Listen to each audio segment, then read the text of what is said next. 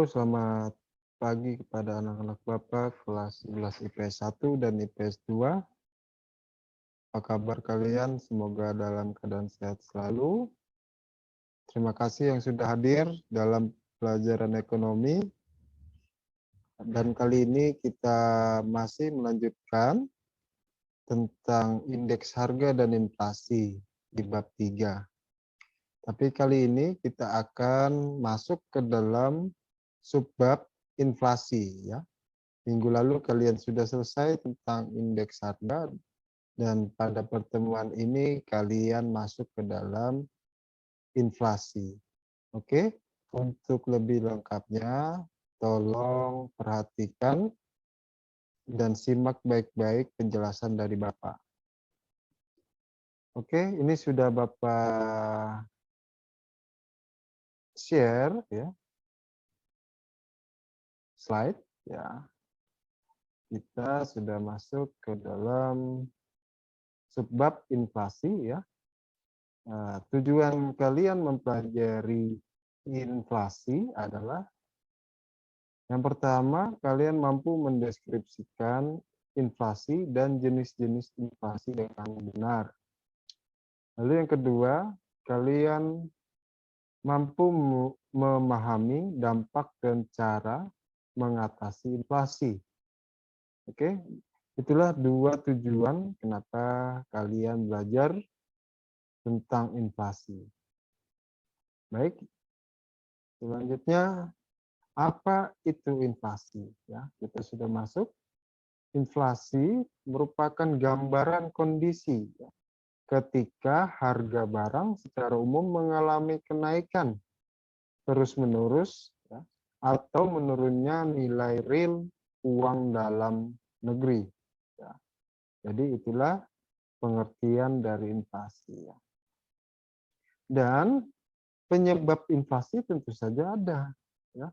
Yang pertama adalah peningkatan permintaan barang dan jasa oleh masyarakat. Lalu yang kedua, terhambatnya atau rendahnya produksi barang atau jasa. Lalu yang ketiga, ketidakseimbangan jumlah uang yang beredar dalam masyarakat dan jumlah peredaran barangnya. Ya. Jadi ada ketidakseimbangan antara uang dan barang di masyarakat. Lalu yang keempat, naiknya harga harga bahan bakar ya, minyak dan tarif jasa listrik. Ya, itu penyebab terjadi inflasi juga. Lalu yang terakhir adanya penerbitan uang baru oleh otoritas moneter. Nah, ini akan menyebabkan terjadinya inflasi juga. Oke. Selanjutnya ada pun jenis-jenis ya, jenis-jenis inflasi itu ada 5. Nah, nanti kita bahas satu-satu, yaitu berdasarkan sumbernya. Ya. Inflasi berdasarkan sumbernya itu ada inflasi dalam negeri dan inflasi dari luar negeri. Lalu berdasarkan cakupan pengaruh kenaikan harga. Ada inflasi tertutup, lalu ada inflasi terbuka, dan yang terakhir inflasi tidak terkendali. Lalu jenis yang ketiga ada berdasarkan tingkat keparahan. Di tingkat keparahan ya, inflasi ada inflasi ringan, sedang, berat, dan juga hyperinflasi. Ya. Jadi ada 4 ya berdasarkan tingkat keparahan. Lalu yang selanjutnya ada berdasarkan penyebabnya. Ya.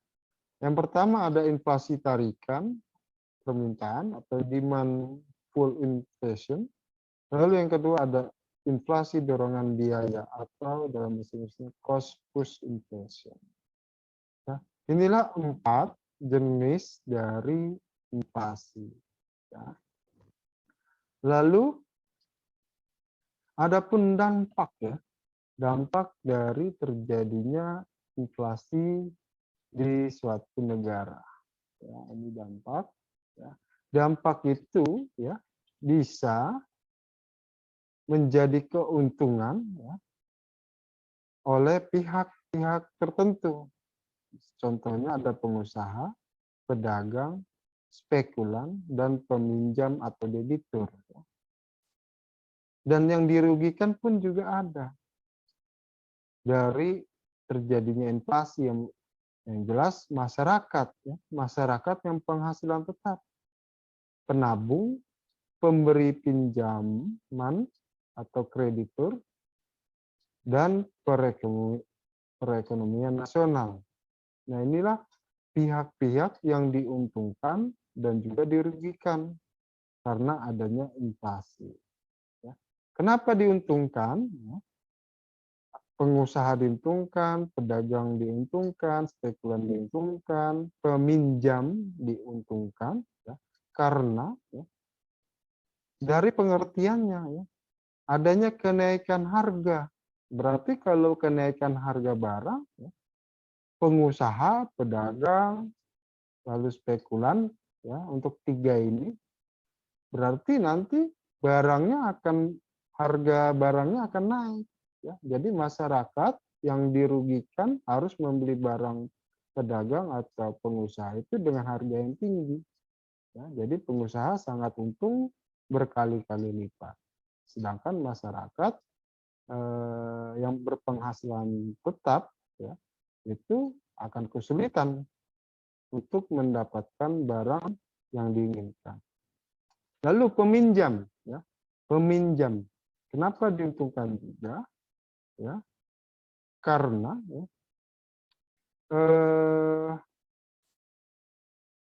nilai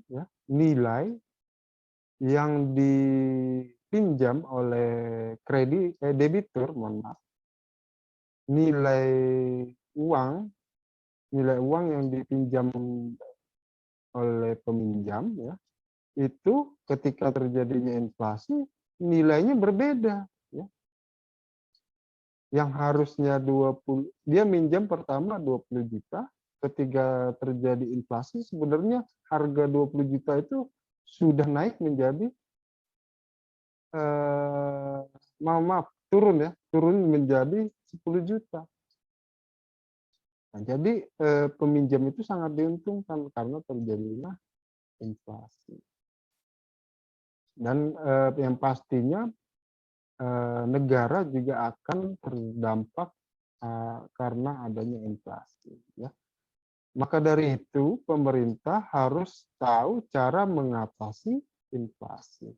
Yang pertama ada kebijakan moneter. Ya. Ada 5 yang biasanya dilakukan oleh pemerintah. Yang pertama politik diskonto, lalu operasi pasar terbuka, cadangan kas minimum, lalu kredit selektif, dan imbauan moral. Ya. Lalu ada kebijakan fiskal. Di kebijakan fiskal ada kegiatannya yaitu pajak ya, tentang pajak ya, dan juga pengeluaran pemerintah atau subsidi. Ya, jadi di sini untuk fiskal ya, Pak, pemerintah akan melakukan pengawasan tentang pajak ya, apa yang perlu ditingkatkan ya, pajaknya atau bisa juga diturunkan pajaknya dan juga memberikan subsidi kepada masyarakat apa yang bisa dinaikkan harga subsidinya, mana yang bisa diturunkan harga subsidinya. Dan juga kalau untuk moneter ya, itu diskonto itu adalah tentang suku bunga bank ya, itu akan diatur oleh pemerintah tingkat suku bunga ya, suku bunga bank oleh pemerintah. Lalu operasi pasar terbuka berarti itu adanya kegiatan pemerintah dalam jual dan beli saham ya, saham atau sertifikat berharga oleh pemerintah. Lalu cadangan kas minimum itu setiap bank ya akan tentukan cadangan kas bank, ya, minimumnya berapa, bisa lebih tinggi, bisa lebih rendah, tergantung dari kondisi perekonomiannya. Lalu kredit selektif, berarti pemerintah ikut serta dalam menentukan suku bunga juga ya, tetapi terhadap suku bunga pinjaman ya, yang dilakukan oleh bank-bank di bawah Bank Indonesia. Ya, nah itu seperti itu. Lalu cara mengatasi yang terakhir yaitu non moneter dan non fiskal. Ya. Yang pertama ada menambah kapasitas produksi, lalu menetapkan HET, lalu menjaga kestabilan tingkat upah, dan yang terakhir pengaturan distribusi barang. Nah inilah 3 cara untuk mengatasi inflasi oleh pemerintah. Oke, lanjutkan. Adapun ya ini ya sudah masuk ke dalam penugasan. Soalnya 1, jelaskan pengertian dari inflasi berdasarkan sumbernya, cakupan kenaikan harga, tingkat keparahannya, dan berdasarkan penyebabnya. Nah, jadi kalian uraikan arti dari inflasi berdasarkan 4 yang tadi sudah Bapak tampilkan. Lalu petunjuk pengumpulan kalian mengerjakannya seperti biasa di buku tulis terlebih dahulu, lalu kalian dokumentasikan dalam bentuk foto. Setelah itu kalian upload foto tugasnya ke dalam Classroom. Dan terakhir, jangan lupa mengumpulkan tugas paling lambat hari Rabu 17 November jam 1 siang.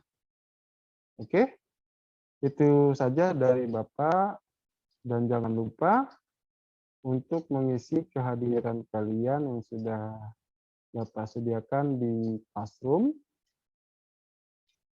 Tetap semangat dan tetap belajar walaupun dalam keadaan pandemi ini. Terima kasih yang sudah hadir. Bye-bye semuanya.